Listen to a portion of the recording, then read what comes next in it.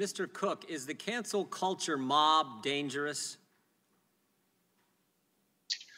It's something I'm not all the way up to speed on, but if you're talking about where somebody with a different point of view talks and they're canceled, I don't think that's good. I think it's good for people to hear different points of view and decide for themselves. Yeah, I agree. I agree with that. I want to just reference a letter.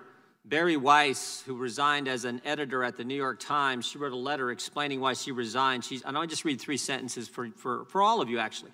She says, first of all, my own forays into wrongthink made me the subject of constant bullying by my colleagues who disagree with my views. She then says later in the letter, everyone lives in fear of the digital Thunderdome. The online venom is excused so long as it is directed at the proper targets. And those targets aren't just conservative. In fact, Ms. Weiss is actually center-left. She's not conservative. The targets are anyone who disagrees with the mob. Are the rest of you concerned about the cancel culture mob and what it's up to? Mr. Pichai? Congressman, I'm sorry, I had momentary difficulty hearing. But, you know, we've built platforms which allow for freedom of expression. And we take pride in the fact that across our platforms, including YouTube, there are more diverse voices than ever before. It is something we are committed to. I'm just saying, I'm concerned about it. And again, I'm concerned about it not just because conservatives get attacked. I'm concerned when anyone gets attacked for expressing a viewpoint. I thought we had a First Amendment, and yet they constantly get attacked. How about you, Mr. Zuckerberg? Yes, Congressman, I believe strongly in free expression. Giving people a voice is an important part of what our services do. And I'm very worried about some of the forces of illiberalism that I see in this country that are pushing against free expression. I think that this is one of the fundamental democratic traditions that we have in our country, and it's how we make progress over the long term on a number of issues. And our company is committed to doing what we can to protect people's voice. Thank you, Mr. Zuckerberg. Mr.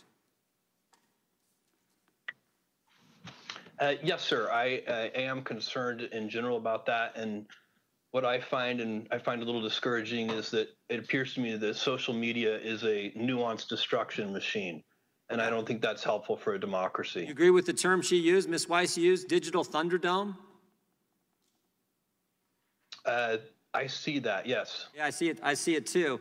And I guess my point is you were 4 pretty important guys leading 4 of the most important companies on the planet, and it would sure be helpful if you spoke out against this. I mean, Mr. Cook, there was a 1984 Super Bowl ad in black and white, had this Big Brother type figure as the narrator saying over the screen to a bunch of these workers, looks like it was straight out of the Soviet Union, saying to a bunch of these workers as they're sort of marching along, he says one of the lines that the narrator uses is, our unification of thoughts is more powerful a weapon than any fleet or army on the earth. And then the ad ends with this lady running in color and smashing the screen, busting the groupthink, busting the mob think. Do you remember that ad, Mr. Cook? What company had that ad? I remember it very well. It was Apple versus IBM at the time. Yeah, but the point was mob think, cancel culture, groupthink is not what this country is about. And we are seeing it play out every single, just take the sports world, for goodness sake. In the last few weeks, Drew Brees had to bow to the mob simply because he suggested you should stand for the anthem. There was a football coach at Oklahoma State who wore the, quote, wrong T-shirt fishing with his boys. He got in all kinds of trouble. James Harden wears a mask saying, back the police, help the police, support the police. He gets attacked. Why don't we just let the First Amendment work? That's all we're asking. And you are 4 individuals who have so much influence. It would sure help if you're out there criticizing what the cancel culture mob is doing to this country. And people see it every single day. And I hope you'll do it. I hope you all said you disagree with it. I hope you'll really speak out against it and be fair with all viewpoints. I yield back.